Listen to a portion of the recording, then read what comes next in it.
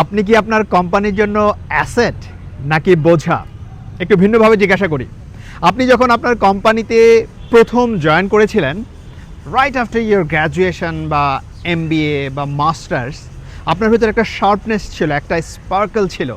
বলা হচ্ছে বয়স হওয়ার সাথে সাথে আমাদের জিহ্বাগুলো ভারী হয়ে যায়, আমাদের কাজে কর্মে একটা স্লথ চলে আসে।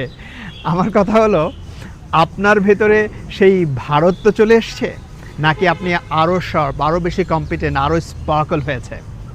এই জায়গাটায় 7 হ্যাবিট অফ হাইলি ইফেক্টিভ পিপলের রাইটার স্টিভেন আর কভে তার একটা হ্যাবিটে বলেছেন শার্পেন দ্য স।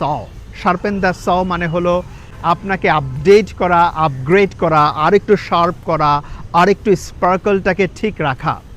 একদল বলে ট্রেনিং করলে সময় নষ্ট হয়, টাকা নষ্ট হয়।